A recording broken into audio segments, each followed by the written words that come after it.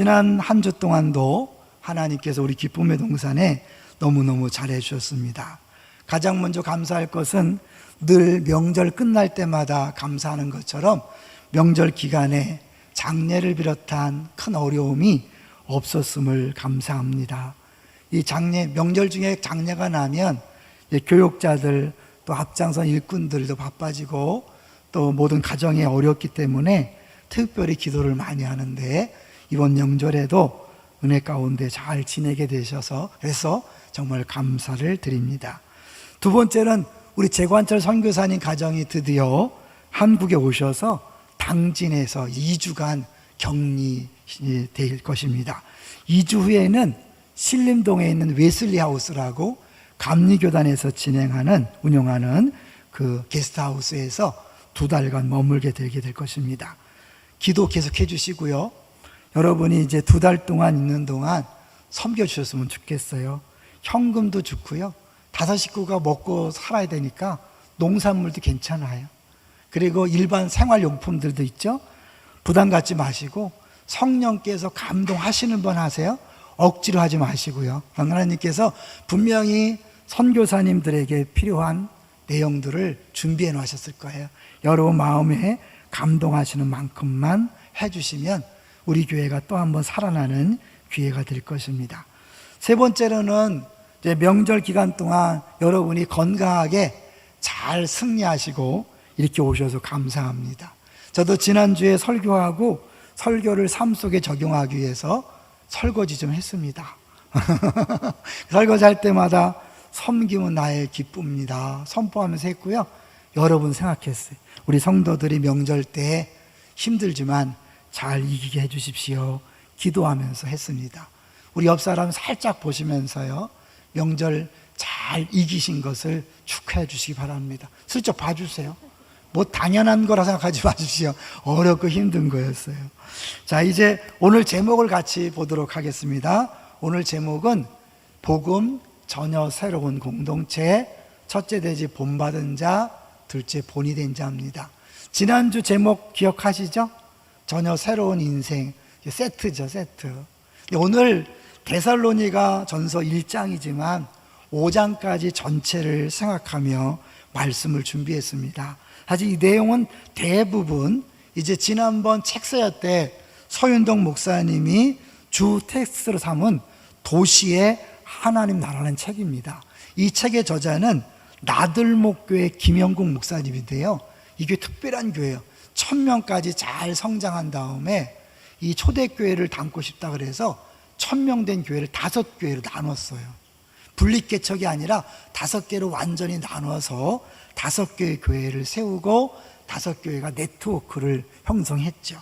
그 과정 속에 데살로니가 교회를 모델로 삼겠다 해서 설교한 내용을 묶은 것이 도시의 하나님 나라고, 저도 그 텍스트를 중심으로 마침 그것이 데살로니가 전후서에 대한 강해서와 같기 때문에 그 내용 중심으로 같이 말씀을 나눠보려고 합니다. 먼저요, 우리는 무엇을 보느냐에 따라서 인생이 달라집니다. 어떤 것을 보느냐에 따라서 생각과 행동과 또 모든 감정이 달라지죠. 특별히 이 시선의 중요성을 보여주는 재미난 일화를 하나 소개하면서 시작해 보려고 합니다. 혹시 여러분은 장자의 삼목편에 나오는 조룽의 고사라라는 내용 들어보셨습니까? 장자가 어느 날 조룽이란 지역에 밤나무 숲속으로 사냥을 나갔어요. 근데 커다란 새가 밤나무 가지에 앉은 것을 보고 화살을 겨눴어요. 근데 이 새가 전혀 의식을 못하고 날아가지 않는 겁니다. 근데 그 새가 뭔가를 뚜려지게 바라보고 있는 것을 발견하고 자세히 보니까 그 새는 매미와 사마귀를 보고 있었어요.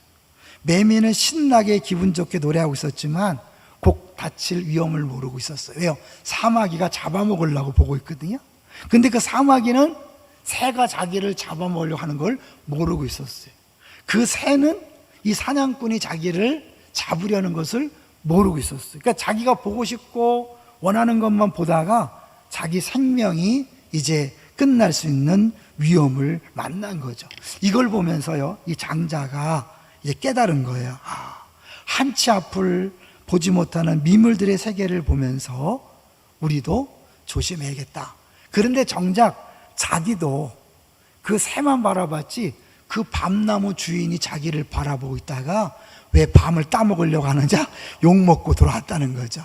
그러면서 진짜 깨달은 게 뭐냐면 나는 눈앞에 있는 형상의 정신을 빼앗겨 참된 나를 보지 못하고 있었다. 이건 이따 결론 부분하고 연결시켜 보려고 합니다. 사람은 뭔가를 보게 돼 있어요. 근데 무엇을 보느냐에 따라서 그 인생이 달라지는데, 특별히 눈에 보이는 걸 보는 것도 중요하지만 눈에 보이지 않는 미래를 어떻게 보느냐가 그 삶을 더 결정적으로 좌우하죠. 우리가 미래를 어떤 식으로 그리냐에 따라서 현재의 모습이 달라지고 그날 이루어지는 행위의 윤곽과 사고의 품격이 결정된다고 말합니다. 자살을 결심하는 분들은 왜 자살을 결심하죠? 미래가 없다고 느끼기 때문에 그런 거죠. 미래에 대한 소망, 미래가 보이지 않고 깜깜하다 느낄 때 자살을 결심합니다. 그러므로 미래를 제대로 보는 것이 굉장히 중요하죠. 오늘 그 공동체의 주인공인 데살로니가 교인들은 미래에 대한 확실한 시선이 있었어요. 뭘까요? 예수님의 재림이라는 확실한 미래에 대한 시선이 있었어요. 그것이 그들을 가장 모범적인 교회로 만들 수 있는 동기가 된 거죠. 이제 먼저 우리 이 데살로니가 교회에 대해서 잠깐 지도를 보도록 하겠습니다. 지도를 보여주시죠. 이제 우리가 잘 아는 것처럼 사도행전에서 사도 바울이 소아시아 중심으로 복음을 전하려고 애를 썼는데 막혔죠. 그런데 마게도냐인이 와서 우리를 도우라죠. 마게도냐 보이죠? 유럽이거든요. 오늘날 그리스. 그러니까 유럽의 사람이 와서 도우라. 그래서 아시아 중심의 선교가 유럽 중심으로 바뀐 거예요. 그러니까 처음에 간 것이 빌립보고, 빌립보 선교를 내고 이제 도망가다시피 하면서 데살로니가 갔죠. 데살로니가에서 사도행전 보면 딱 3번 설교한 것으로 나옵니다.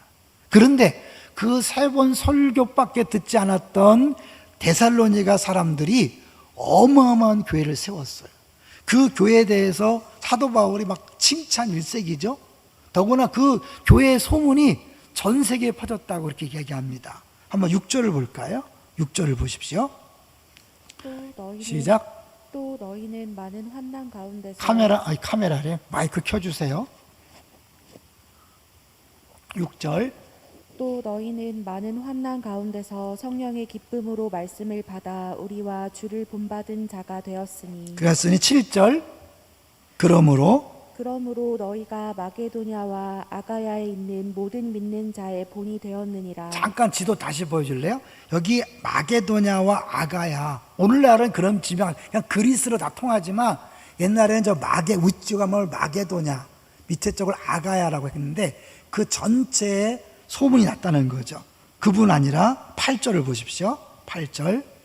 주의 말씀이 너희에게로부터 마게도냐와 아가야에만 들릴 뿐 아니라 하나님을 향하는 너희 믿음의 소문이 각 처에 퍼졌으므로 우리는 아무 말도 할 것이 없노라. 얼마나 신앙생활을 잘했으면 소문이 전 세계에 퍼졌다는 거예요. 이 퍼진다는 단어를 한번 같이 볼 텐데요. 그거 보여주세요. 퍼진다. 에코란 말 들어봤죠? 에코를 넣는다.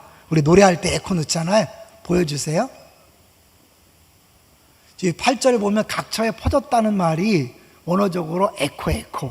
그러니까 사방으로 울려 퍼지는 복음을 청각적으로 형상한 것인데 모든 곳에 데살로니가인의 믿음이 알려진 거죠. 근데 이제 본을 보였다 그랬을 때 이 본이 단수예요. 그러니까 여러 사람을 표현한 게 아니라 공동체를 지칭하는 것을 볼 수 있는 거죠. 자, 그러면 어떻게 이런 일이 가능했을까? 이제 먼저 우리 2절, 3절을 같이 볼 텐데요. 본문 우리 2절, 3절 보여주세요. 시작. 우리가 너희 모두로 말미암아 항상 하나님께 감사하며 기도할 때에 너희를 기억하며. 잠깐 멈추면 좋겠어요. 우리 기도 제목이 됐으면 좋겠어요. 이 바울이 데살로니 교인들을 기억할 때마다 마음이 흐뭇했어요. 그리고 감사했어요. 여러분은 다른 사람이 여러분을 기억할 때 어떤 기분이 들 것 같아요? 저렇게 신앙생활하면 안 되는데, 저러다 큰일 나지, 이런 근심 걱정의 대상입니까? 아니면 저렇게 신앙생활 해야지, 저렇게 해야 복을 받지, 이런 대상입니까? 여러분이 모두가 생각할 때마다 감사하고 흐뭇한 주인공들 되시기를 주의 이름으로 축원합니다. 자, 이제 왜 그런 감사의 제목이 됐는가? 3절이에요. 3절. 너희의 믿음의 역사와 사랑의 수고와 우리 주 예수 그리스도에 대한 소망의 인내를 우리 하나님 아버지 앞에서 끊임없이 기억함이니. 세 가지로 정리했어요. 믿음의 역사, 사랑의 수고, 소망의 인내. 여러분, 고린도전서 13장에 보면 순서가 좀 다르죠. 믿음과 소망과 사랑은 항상 있을 것인데 그 중에 제일은 사랑이라. 근데 여기 보면 세 가지 중에 뭐가 뒤에 나와요? 소망이 뒤에 나오죠. 이 데살로니가는 처음부터 마지막까지 재림에 관해서 쭉 이야기합니다.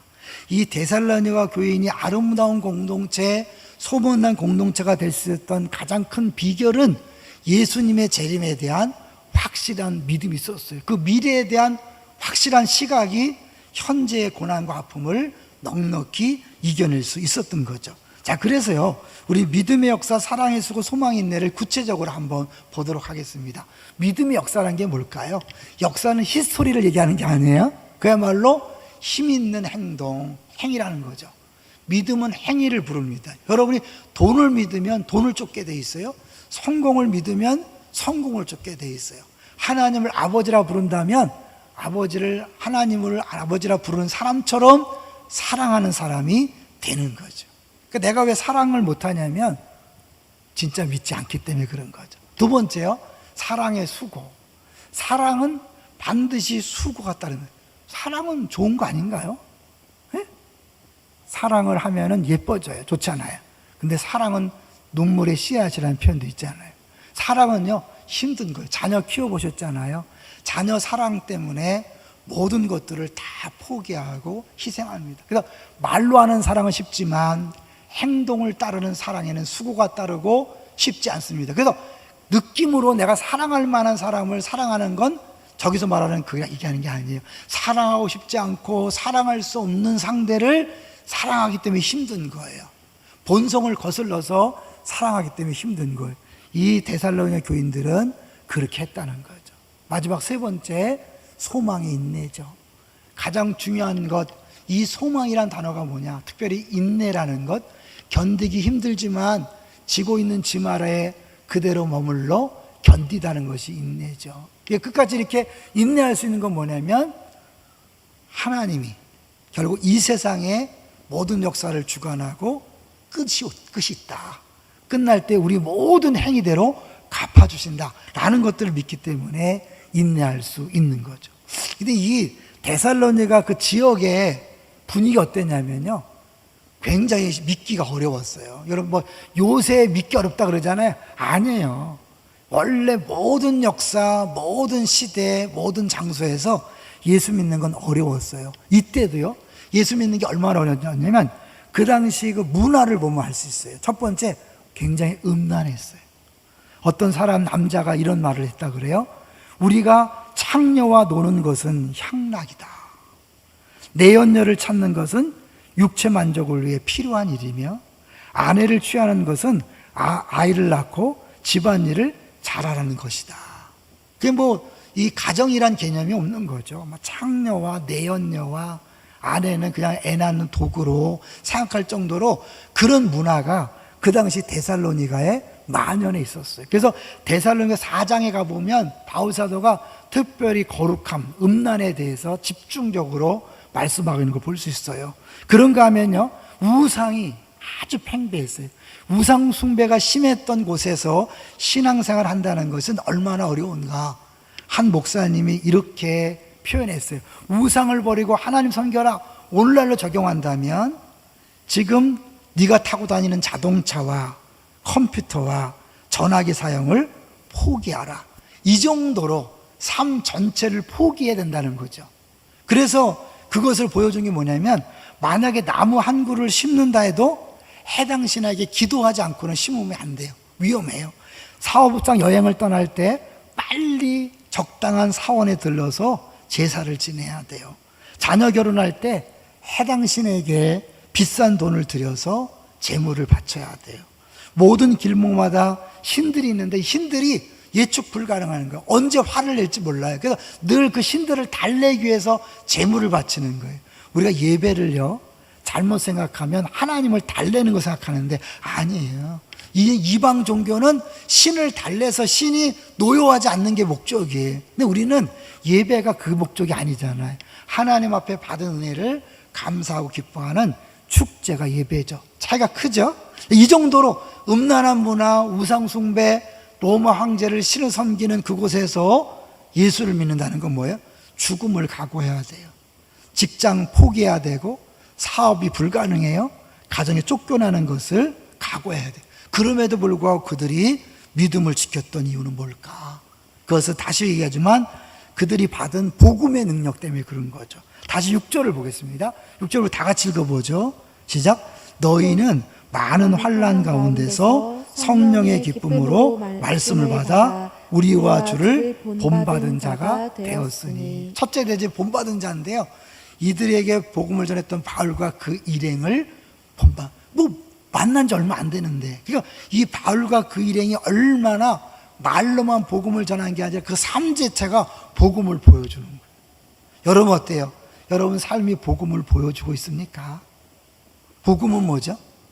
하나님이 자기 아들을 이 땅에 보내셨어. 예수님 십자가에 못 박혀 죽으신 거잖아요. 철저한 자기 포기, 자기 겸손. 우리 서우 장로님 오늘 기도 중에 많이 나타났잖아요. 철저히 낮아진 모습을 보여주는 것이 복음 전파자의 모습인 거죠. 그렇기 때문에 이들이 그 복음뿐만 아니라 바울과 그 일행을 보면서 복음이 딱 시각에 박힌 거예요. 그들의 삶이 바뀌었어요. 얼마나 바뀌었냐면 이제 다른 사람이 본이 될 수 있도록 나처럼 믿어봐, 이렇게 되는 거죠. 자, 1번을 보여주세요.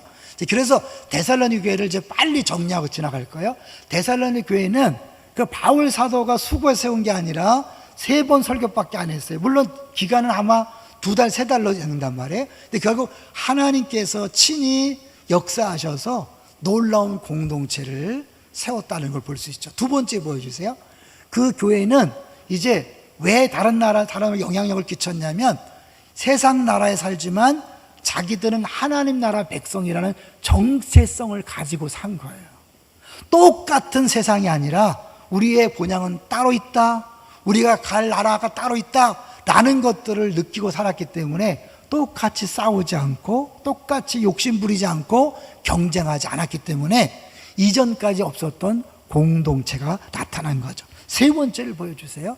자, 도시라는 곳이 도시에 세워졌어요. 도시는 어떤 겁니까? 우리 안산을 생각해 보세요. 안산에 어떤 사람이 모입니까? 사실은 많은 사람들이 어려움 속에서 왔는데 이 도시는 성공을 위해, 먹고 살기 위해 고향을 등지고 온 사람들이 모여 사는 곳이죠. 남보다 낮게 사는 것이 성공이고 그것이 전부라고 믿는 사람들이기 때문에 이전투구, 진흙탕 싸움을 하는 거죠. 우리 가족이 살아남기 위해서는 옆집 상관없어요. 우리 도시 상관없어요. 나만 잘 되면 되는 거예요. 그렇게 수많은 사람이 모여 경쟁하고 어떻게 해서 살아남아야 하는 치열한 곳이 바로 도시예요. 거기에 하나님 나라 백성들이 어떻게 사는가. 자, 4번째 보여주세요. 그 도시 사람들은 그렇게 먹고 살기 위해서 경쟁하고 치열하게 싸우지만 동시에 뭐예요? 사랑에 굶주려 있는 거죠. 그 사랑을 필요로 하는 거예요. 누구에게나 다. 모든 사람은 하나님 형상으로 지음받았기 때문에 사랑하기 위해 태어났고 사랑받기 위해 태어나서 사랑을 받지 않으면 굶주리게 돼 있어요. 그러니까 사랑을 추구하는데 그 사랑을 누가 베풀었냐면 데살로니가 공동체가 베푼 거죠. 초대교회는 사랑의 수고를 했습니다. 먼저 자기 공동체 안에 있는 사람들을 돌봤고 사회적 위기가 닥쳤을 때는 공동체 밖에 다른 사람들까지 챙겼어요. 여러분, 이 팬데믹이 왔을 때 교회 역사를 연구하시는 분들이 한결같이 얘기한 게 뭐냐면 역사에 전염병, 흑사병 같은 것들이 여러 번 있었다. 그때마다 사람들은 다 도망갔지만 기독교인들은 목숨 걸고 그들을 돌봤다. 왜요? 우리는 어차피 예수 믿었기 때문에 죽어도 천국 간다. 이들은 구원받지 못했기 때문에 그들을 돌본 거죠. 그래서 결국 그 팬데믹이 끝난 다음에 수많은 사람들이 교회에 돌아오는 부흥의 역사가 있었다. 이 교회사 역사죠. 세계 역사고. 자, 이렇게 그 데살로니가인들이 사랑을 필요로 한 그들에게 아무 조건 없이 사랑을 베풀었기 때문에 그들의 소문이 난 거죠. 여기서 웨슬리하우스 잠깐 보여주세요. 우리 재관철 선교사님들이 가족이 거할 웨슬리하우스, 이번에는 전 처음 알았어요. 감리교단에서 운영하는 곳인데, 다른 유명한 게스트하우스는 일정 기간 이상을 안 주는데 여기는 마음껏 있으라는 거예요. 차도 때로는 빌려주고 때로는 음식도 용돈도 준다는 거예요. 그 여건이 될 때. 근데 전적으로 다 무료예요. 무료. 제가 이걸 보면서 얼마나 감사했는지 몰라요. 선교 현장에서 목숨 걸고 사역하잖아요. 이번에 우리 동산교회 출신의 한 분은 오늘 내일 하고 있어요. 선교사님인데 오늘 내일 2억짜리 비행기를 타고 왔는데 계속 심정지가 오고 오늘 내일 그러고 있어요. 이제 그렇게 목숨 걸고 사역하던 분들이 와서 마음껏 쉴 수 있는 쉼터가 있다는 게 얼마나 감사. 갑자기 눈물 날라 그러는데 여러분, 이번에 우리 재선 교사님 잘 섬겨줬으면 좋겠어요. 교회라는 것은 바깥에서 전투하고 힘들어하고 상처 입은 사람들이 모여서 위로받고 격려받고 사랑을 공급받는 곳이에요.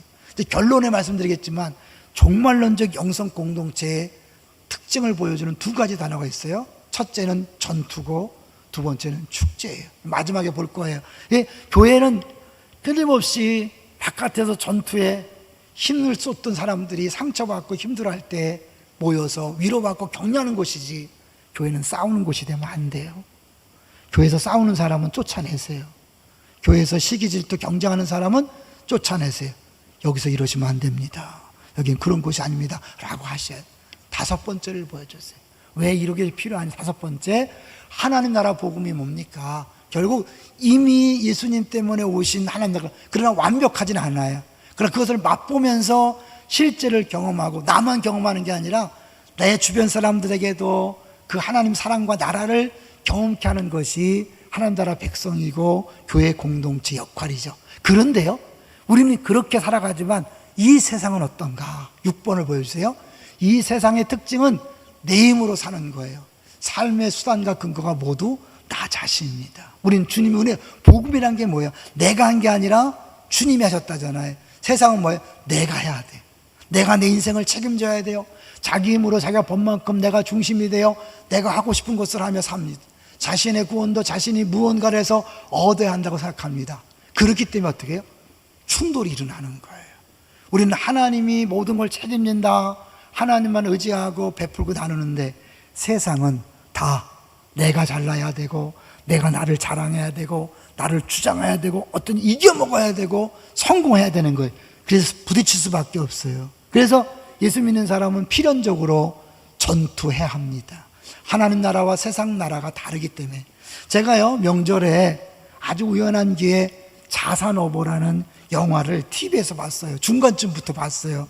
자산어보 혹시 보셨나요? 이거는 이제 정약전이라고, 정약용이라는 유명한 그분의 형이죠. 이분이 유배를 가서 이제 그 바다 생물에 대한 것을 쓰는 게 어보인데, 거기 나오는 이제 청년이 나오죠. 이 청년이 출세에 대한 욕망이 있고 나름대로 목민심서에 나오는 대로 정치를 해보겠다, 관리가 돼보겠다 했는데 세상은 만만치 않아요. 갓난에게도 세금을 물리고 쌀을 빌려주는데 모래를 집어넣고 막 그것을 하지 못하게 하니까 막 세상 물정 모른다고 막 우습게 여기고 막 얘기해요. 그걸 보면서 제가 우리 성도들을 생각했어요. 여러분이 바깥에 가서 복음대로 살고 말씀대로 산다는 건 뭐냐면 세상 사람들이 우습게 여기고 바보로 여기고 이용해 먹는 거죠. 그런 곳에서 치열하게 전투하다가 교회 오는 거예요. 그러니까 교회 와서는 싸우면 안 되고 같이 위로하고 격려해. 그러니까 데살로니가 5장에 가보면 1절에 예수님이 도적같이 올 것을 너희들도 알고 있다. 그러므로 이제 리더와 화합하고 어려운 사람들 도와주고 약한 사람들 붙들어주고 이렇게 쭉 얘기해요. 그러니까 관계 속에서 서로 잘해주라는 거죠. 한마디로 뭐예요? 축제를 벌리고 파티를 하라는 거예요. 교회 성찬식 있죠. 우리가 성찬식 못하고 있는데 성찬식은 교회가 잔치집이라는 걸 보여주는 거예요. 장차 예수님과 함께 잔치를 벌릴 것을 지금부터 맛보는 거예요. 우린 단순히 포도주 조금하고 떡이 아니라 그건 잔치의 상징이기 때문에 그걸 시작으로 먹고 마시면서 잔치를 경험하는 거예요. 그래서 바깥에서 싸우다가 지친 사람들이 와서 그 사랑으로 위로받고 격려받고 다시 나가는 거예요. 7번을 보여주세요. 7번. 그래서 이 종말난 영성을 두 단어로 압축하면 전투와 축제예요. 왜요? 밖은 어둠이잖아요. 우린 빛이고 빛과 소금이잖아요. 세상에 살면서 어둠과 치열한 싸움을 할 수밖에 없어요. 공동체로 모였을 때는 완전하기만 하나님 나라를 바라보면서 다 용납하고 받아주고 이해하고 용서하는 그걸 맛봐야 되는데, 교회 와서 엉뚱하게 시기 질투하고 경쟁하고 싸우는 사람들이 있어요. 이 책의 저자 김영국 목사님이 이런 말을 그대로 읽어드릴게요. 많은 크리스찬이 거꾸로 산다. 교회 안에서는 싸우고 바깥에 나가서는 세상 사람들과 파티를 즐긴다. 전혀 핍박이 없는 거죠. 세상에서 파티하며 받아들인 독성을 교회로 들여와 교회를 중독시키고 교회와 크리스찬을 무력화시킨다. 그 결과 사랑의 공동체이자 하나님 나라를 드러내야 할 공동체인 교회가 세상 여느 조직과 다를 바 없어지고 어떤 때는 더 못하기조차 합니다. 이게 교회냐? 그런 소리 많이 하잖아요. 그죠? 이래서는 안 됩니다. 밖에서는 치열하게 싸우고 안에서는 서로 상처를 싸매주고 위로하며 잔치를 열어야 합니다. 언제까지요? 주님 오시는 그날까지. 우리 교회는 교회만 오면 위로받고 힘을 얻는 공동체 되기를 주의 이름으로 축원합니다. 여러분, 그런 교회 원하시죠? 다른 사람에게는 그렇게 원하고 나는 내 마음대로 하고 싶어요, 내 뜻대로 하고 싶어요, 그러면 안 되잖아요. 여러분, 만약에 다툼이 있고 분열이 생긴다면 아무것도 하지 마세요. 교회 큰일 나지 않아요. 싸움이 생기고 갈등이 생기면 멈추세요. 그게 교회예요. 여러분, 일하지 않아도 하나님 데살로니 교회를 세우시잖아요. 우리가 열심히 노력해서 우리 방법으로 교회가 세워지는 것이 아니라 성령께서 하시는 거예요. 자, 그것을 오늘 본문에서 우리 5절을 보십시오. 5절을 보시면 5절, 이는 우리 복음이 너희에게 말로만 이른 것이 아니라 또한 능력과 성령과 큰 확신으로 된 것임이라. 우리가 너희 가운데서 너희를 위하여 어떤 사람이 된 것은 너희가 아는 바와 같으니라. 2장 1절부터 어떤 사람이 됐는가, 복음을 위해 모든 걸 포기하고 낮아졌음을 보여주고 있는 거죠. 그래서 어떻게 해요? 9절과 10절이 결론이에요. 9절 10절 읽어주세요. 그들이 우리에 대하여 스스로 말하기를 우리가 어떻게 너희 가운데에 들어갔는지와 너희가 어떻게 우상을 버리고 하나님께로 돌아와서 살아계시고 참되신 하나님을 섬기는지와 또 죽은 자들 가운데서 다시 살리신 그의 아들이 하늘로부터 강림하실 것을 너희가 어떻게 기다리는지를 말하니, 이는 장래에 노하심에서 우리를 건지시는 예수시니. 세 단어를 주의하세요. 우상을 버리고 하나님을 섬기고 재림을 기다리는 거죠.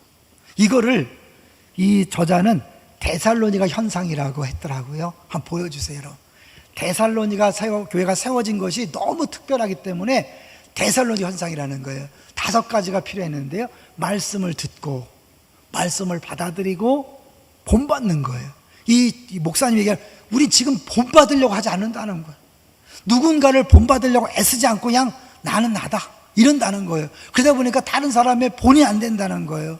이런 교회 안에서 나 저 사람처럼 예수 믿고 싶어, 나 저렇게 정말 신앙생활 하고 싶어, 이런 본들이 나와야 돼요. 그리고 스스로 본이 되려고 노력해야 돼. 왜? 내가 본이 되려고 노력하면 왜? 행동 거지를 조심하잖아요.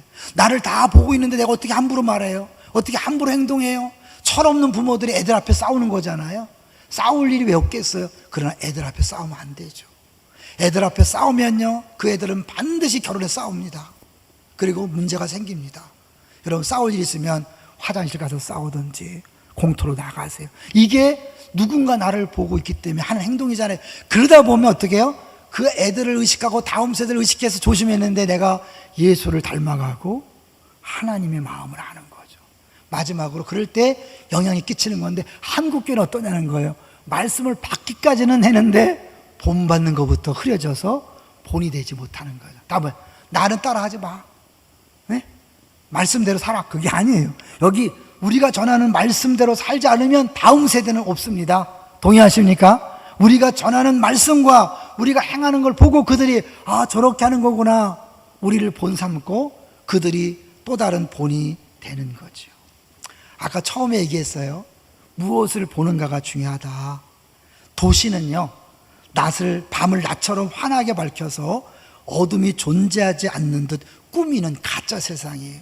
밤에도 환하게 밝은 도시에서 어둠과 밤에 속지 않으려면 깨어 있어야 합니다. 왜? 우리들이요, 다 알잖아요. 사랑해야 된다는 거, 용서해, 다 알잖아요. 어느 순간에 세상에 물들어갖고 교회 와서도 경쟁하고 높아지려고 그러고 싸우는 게 뭐예요? 속고 있는 거예요.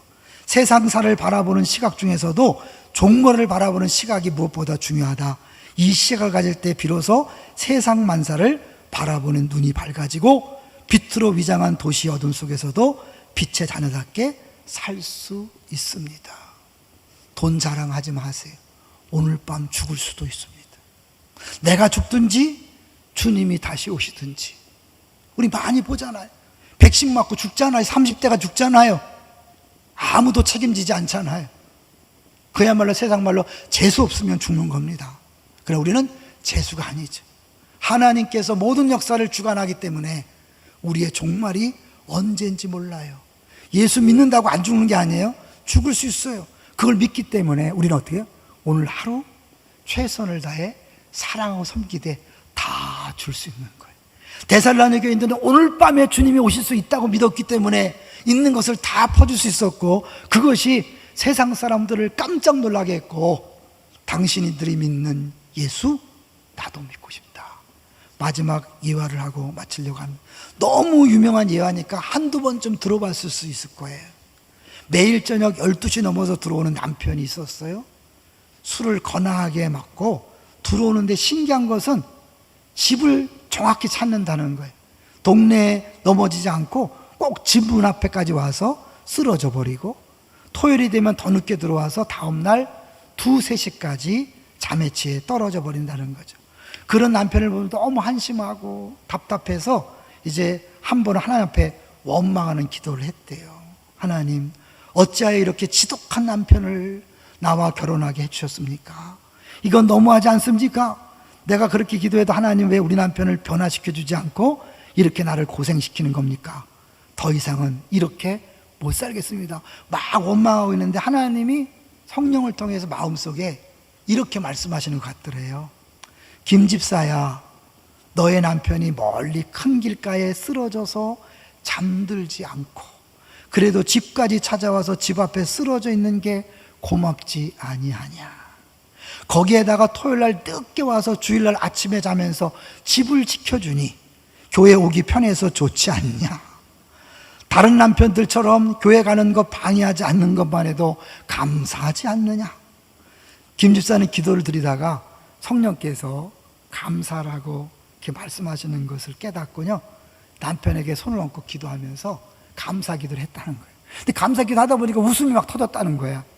남편이 안 듣는 것처럼 하다가 딱 눈 뜨고 보다가 갑자기 웃으니까 이 여자가 미쳤나? 그러면서 당신 왜 그래?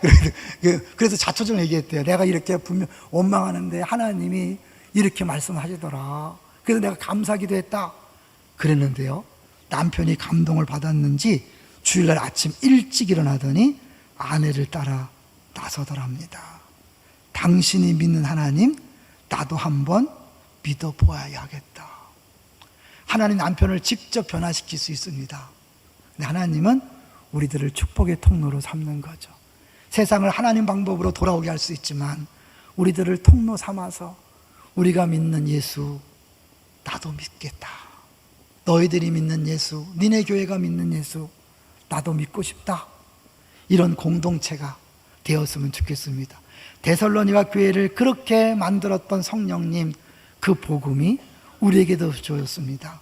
오늘부터 우리가 이런 기도 제목으로, 하나님, 우리 한 사람 한 사람이, 모든 사람이 네가 믿는 예수 나도 믿고 싶다. 너희들이 믿는 예수, 너희 교회가 믿는 예수 우리도 믿고 싶다. 이런 놀라운 역사가, 소문이 퍼져나가는 공동체 되기를 주의 이름으로 축원합니다.